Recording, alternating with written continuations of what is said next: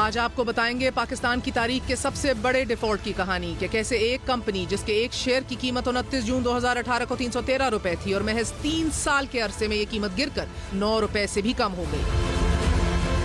दीवान group के दिवालिया होने से भी बड़ी कहानी। अब तक की पाकिस्तान की तारीख का सबसे बड़ा बैंक डिफॉल्ट दीवान ग्रुप ने 2008 में किया था, जो कि 40 अरब रुपए से जायद का था। पाकिस्तान ऑयल मार्केटिंग की दूसरी बड़ी कंपनी हेस्कॉल को 60 अरब रुपए से जायद का डिफॉल्ट और इससे जुड़े अहम किरदारों का आपको बताएंगे कि कैसे एक कंपनी जिसका 2018 में रेवेन्यू 274 अरब रुपए था, वो कंपनी जिसके सालाना रेवेन्यू में 30% से जायद का इजाफा हो रहा था, कैसे आज इसको डिफॉल्ट का सामना है। हैरत की बात यह है कि 2016 में जिस कंपनी के फी शेयर पर कमाई 9.5 रुपए थी, वो मंफी 130 रुपए हो गई। नाजरीन, हेस्कॉल का कयाम 2001 में बतौर प्राइवेट लिमिटेड कंपनी हुआ। शुरू ही में हेस्कॉल ऑयल मार्केटिंग कंपनियों में एक नुमाया मकाम हासिल करने में कामयाब हो गई। 2005 में हुकूमत वक्त की जानिब से हेस्कॉल को fuel oil, high speed diesel, gasoline और दीगर पेट्रोलियम मसनूआत की खरीदो फरोख्त के लिए लाइसेंस का इजरा कर दिया गया।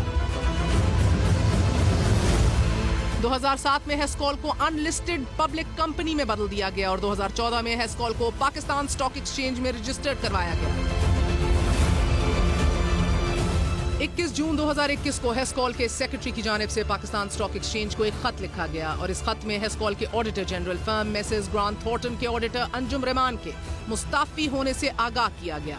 इस खत में हेस्कॉल के सेक्रेटरी की जानिब से यह भी बताया गया कि कंपनी अपने माली मामलात में बेज़ाब्तगी और बदउनवानी के हवाले से एक मुखबर यानी कि विसल ब्लोअर की खबर पर तहकीकात भी कर रही है। हेस्कॉल के ऑडिटर अंजुम रहमान ने जो इस्तीफा दिया, इसकी वजह यह थी कि उन्होंने कंपनी में माली बेज़ाब्तगियों, बदउनवानी और झूठी सेल्स की निशानदेही की। सेल्स के हवाले से कंपनी पुराने अदाद-ओ-शुमार जाहिर कर रही थी। कंपनी की सालाना माली रिपोर्ट्स में वाज़ेह तौर पे देखा जा सकता है कि 2018 में कंपनी की सेल्स 274 अरब रुपए से कम होकर 2019 में सिर्फ 179 अरब रुपए रह गई। लेकिन 2018 के मुकाबले में 2019 में हेस्कॉल के इनलैंड फ्राइट रिसीवेबल्स 2.79 अरब रुपए से बढ़कर 3.64 अरब रुपए हो गए। ये एक पब्लिक लिस्टेड कंपनी है जिसमें हजारों की तादाद में रिटेल की सतह के शेयर होल्डर्स हैं। कंपनी की जानिब से इनको धोखा दिया गया। धोखा देने वालों में मुबैना तौर पर कंपनी की साबका मैनेजमेंट और अहम share holder Dutch company Vitol Dubai शामिल है, जो कि दुनिया की सबसे बड़ी तेल की ताजिर कंपनी है। इसके अलावा मुमताज हसन खान, हेस्कॉल के फाउंडर चेयरमैन, सलीम भट्ट, हेस्कॉल के पहले CFO, मरकजी मुल्जिम, और अली अंसारी, हेस्कॉल के पहले CFO शामिल हैं। हेस्कॉल के अपनी रिपोर्ट्स के मुताबिक 2018 में फाउंडर चेयरमैन मुमताज हसन खान के पास कंपनी के 18.84% शेयर्स थे, लेकिन 2019 की रिपोर्ट के मुताबिक इन शेयर्स की तादाद कम होकर 17.84% हो गई। हेस्कॉल के फाउंडर चेयरमैन मुमताज हसन खान जाती जमानत के एवज मुख्तलिफ बैंकों और मालियाती इदारों से कर्जे भी लेते रहे। फर्स्ट वुमेन बैंक से 6 करोड़ रुपए, नेशनल बैंक ऑफ पाकिस्तान से 3 कर्जों की मद में कुल 1.21 अरब रुपए, बैंकों के अलावा दीगर मालियाती इदारों जिनमें पाक चाइना इन्वेस्टमेंट कंपनी लिमिटेड से 66 करोड़ रुपए से जायद रकम कर्ज की सूरत में हासिल की। पाक ओमान कंपनी लिमिटेड से भी करोड़ों रुपए कर्ज की मद में हासिल किए गए। इस सारी कहानी के एक और अहम किरदार सलीम भट्ट है, जो कि हेस्कॉल के पहले CEO और सारे मामले में मुबैना तौर पर मरकजी मुल्जिम की हैसियत रखते हैं। हेस्कॉल की माली रिपोर्ट बराए 2019 के मुताबिक सलीम भट्ट भी कंपनी के शेयर होल्डर हैं और 4,39,000 शेयर्स के मालिक हैं। सलीम भट्ट की वजह से हेस्कॉल को $23 लाख से जायद का नुकसान बर्दाश्त करना पड़ा। हेस्कॉल और मीना एनर्जी DMCC के मुकदमे में क्वींस बेंच के जज जस्टिस माइल्स ने सलीम भट्ट को झूठा करार दिया और सलीम भट्ट के झूठ बोलने के बायस मीना एनर्जी के खिलाफ हेस्कॉल की दरख्वास्त को मुस्तरद करते हुए $23,75,000 की अदायगी का कहा। हेस्कॉल कंपनी की वेबसाइट पर जाएं तो कंपनी के मौजूदा चेयरमैन एलन डंकन के बारे में बड़ी दिलचस्प मालूमात मिलती हैं। कंपनी की वेबसाइट पर उनके बारे में लिखा है कि एलन डंकन ने कंपनी बोर्ड में बहैसियत व्हाइटहॉल दुबई की जानिब से बतौर डायरेक्टर शमूलियत इख्तियार की। उनके बारे में मजीद ये भी बताया गया कि वो 1992 से 2020 तक बरतानवी पार्लियामान के रुकन और 2 बार वजीर भी रह चुके हैं। उनकी प्रोफाइल में एक और भी इंकशाफ किया गया कि गल्फ वॉर के दौरान एलन डंकन पाकिस्तान को रिफाइंड पेट्रोल मुहैया करते थे। यहाँ आपको याद करवाना जरूरी है कि ये वही डील थी कि जिसके बायस 1994 में पाकिस्तान का एक पावर स्टेशन खराब हो गया था। लाहौर और कराची को कई घंटों तक बिजली की फराहमी मुकम्मल मुअत्तल रही थी। गार्डियन के आर्टिकल के मुताबिक इस वाक़ये के बाद इस सारे मामले की जब तहकीकात की गई तो पता चला कि एलन डंकन ने जो तेल पाकिस्तान को मुहैया किया वो खराब था और इसमें रेत शामिल थी। इराक और कुवैत की जंग के दौरान कुवैत के तेल के कुओं पर इराक के हमले की वजह से काफी तेल रेगिस्तान और समंदर में जाया हो गया था। एलन डंकन, जो कि उस वक्त ब्रिटिश व्हाइटहॉल के नुमाइंदे के तौर पर पाकिस्तान के मामलात देख रहे थे, उन्होंने तेल खरीद कर पाकिस्तान को बेच दिया और पाकिस्तान को तकरीबन 100 मिलियन पाउंड का नुकसान उठाना पड़ा। एलन डंकन ने तमाम इल्जामात की तरदीद की। बादशाह हुकूमत पाकिस्तान ने इस इंक्वायरी को बंद कर दिया।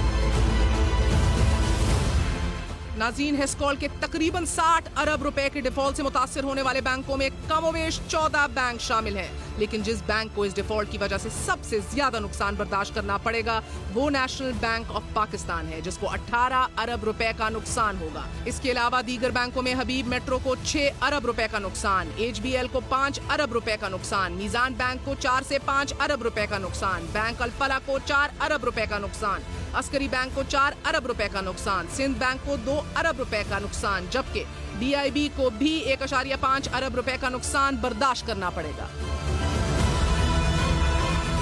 नेशनल बैंक ऑफ पाकिस्तान के हवाले से दिलचस्प बात यह है कि 2013-14 में नेशनल बैंक के हेस्कॉल को दिए गए कर्ज की मालियत फकत 50 करोड़ रुपए थी, लेकिन मिस रीमा अतर, जिनको कॉर्पोरेट बैंकिंग हेड के तौर पर तैनात किया गया, उनकी तैनाती के बाद कर्ज की ये रकम 50 करोड़ रुपए से बढ़कर 18 अरब रुपए तक पहुंच गई, यानी कि 30% एक्सपोजर फकत एक कंपनी में नेशनल बैंक ऑफ पाकिस्तान की तरफ से लिया गया। सवाल अब यहाँ पैदा होता है कि नेशनल बैंक ने हेस्कॉल को इतना ज्यादा कर्ज क्यों मुहैया किया? नेशनल बैंक के बोर्ड और मैनेजमेंट क्या कर रहे थे? क्रेडिट अप्रूवल चेन क्या कर रही थी? हेस्कॉल के डिफॉल्ट की सूरत में नेशनल बैंक को 18 अरब रुपए का नुकसान बर्दाश्त करना पड़ेगा। बैंक की बुक से ये रकम खत्म कर दी जाएगी। वो बैंक जो पाकिस्तान के लोगों का है, इसका जवाबदेह कौन होगा? जब PSO, शेल, अटक, टोटल, पार्को जैसी कंपनियां 2019-20 में सिंगल डिजिट खसारे में थी, तब हेस्को डबल डिजिट खसारे में जा रहा था। क्यों?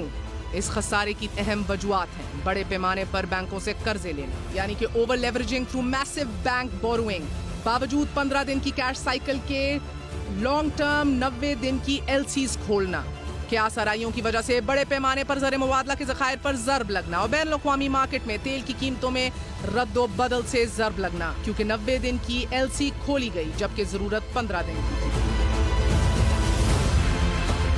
ये तमाम वजूहात मैनेजमेंट और अहम स्पॉन्सर्स की बदनीयती, गफलत, गैर जिम्मेदाराना रवैये को जाहिर करती हैं।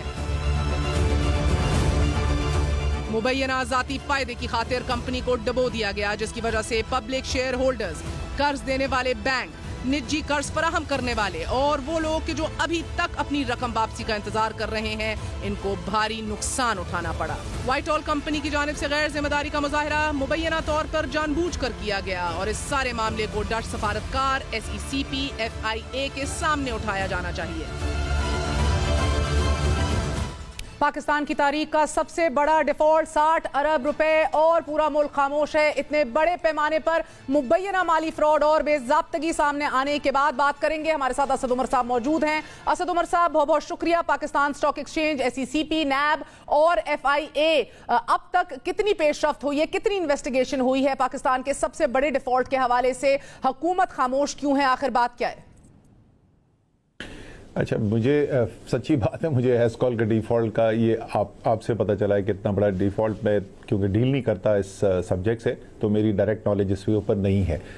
लेकिन हाँ, ये मैंने ज़रूर सुना है कि एक डिफ़ॉल्ट हुआ है, बड़ा डिफ़ॉल्ट। मैं पर्सनली खुद क्यूरियस हूँ, मैं कल ज़रूर पूछूंगा इन इदारों से कि क्या हो रहा है, इतना बड़ा डिफ़ॉल्ट हुआ है तो उसकी क्या अभी तक आपकी पूरी हुकूमत एहतसाब, ट्रांसपेरेंसी, अकाउंटेबिलिटी के नाम पे खड़ी है। IBA खड़ी भी इसी बात के ऊपर है सब। जब HBL, UBL, MCB, ABL जैसे इतने बड़े बड़े बैंक गुज़िश्ता कई सालों से औसत जो है वो 20 अरब रुपए मुनाफा हर साल कमा रहे हैं, दिखा रहे हैं, तो फिर हर 4 साल बाद नेशनल बैंक ऑफ पाकिस्तान 18 अरब रुपए का खसारे का कौम को तोहफा क्यों दे देता है? सर, पहली नेशनल बैंक बांग्लादेश का मामला जो है हम भुगते नहीं है, ओमनी ग्रुप, शरीफ ग्रुप, और अब हेस्कॉल का मामला सामने आ गया है। Sir, state bank of Pakistan की बड़ी वेल डिफाइंड पर पार्टी लिमिट्स हैं, यानी एक किसी कंपनी को और एक किसी ग्रुप को ज्यादा से ज्यादा कितना पैसा कर्जे में दिया जा सकता है, और स्टेट बैंक ऑफ पाकिस्तान की बड़ी वेल डिफाइंड है। अगर उस पैरामीटर को वायलेट किया गया है तो बिल्कुल गलती सरगर्द हुई है, और उसमें तो फिर सवाल जो है वो सिर्फ नेशनल बैंक से नहीं पूछना चाहिए, फिर तो सवाल स्टेट बैंक से भी पूछा जाएगा कि रेगुलेटर ने उसको क्यों नहीं देखा। लेकिन मुझे नहीं पता कि क्या वो पर पार्टी लिमिट एक्सीड हुई थी या नहीं हुई थी, और मैं दोबारा यही कहूंगा कि मुझे नहीं पता कि क्या ये कमर्शियल डिफॉल्ट है जिसकी कमर्शियल रीजंस की वजह से डिफॉल्ट हुआ है, या इसके अंदर कोई जुर्म सरजद हुआ है, और दोनों नौयत के मुख्तलिफ नौयत की चीजें, और इसलिए उसके ऊपर रिएक्शन और फैसले भी। असद उमर साहब, मसला ये है कि आप लोगों ने आसिफ अली जरदारी और शहबाज शरीफ के पीछे FIA को फेंका हुआ है। आप लोग विलफुल डिफॉल्टर्स के ऊपर शौकत तरीन समेत इमरान खान साहब इतनी बड़ी बड़ी तकारीर करते हैं। 60 अरब रुपए का ये डिफॉल्ट है sir. A lot of questions are unanswered, the books are not giving questions right now. Stage के ऊपर ये मामला भी अटका हुआ है, तो कब तक अवाम ऐसे फैसलों की कीमत अदा करेगी कि अरबों रुपए के कर्जे दे देते हैं, डिफॉल्ट के ऊपर कंपनीज चली जाती हैं, पैसा तो आम आदमी की जेब से जाएगा, ऊपर से वो शेयर होल्डर्स जिसने अपनी पूरी पेंशन लगा दी हो इसके शेयर्स खरीदने में, आज वो कंगला बैठा है सर, उसको जवाब दे कौन है?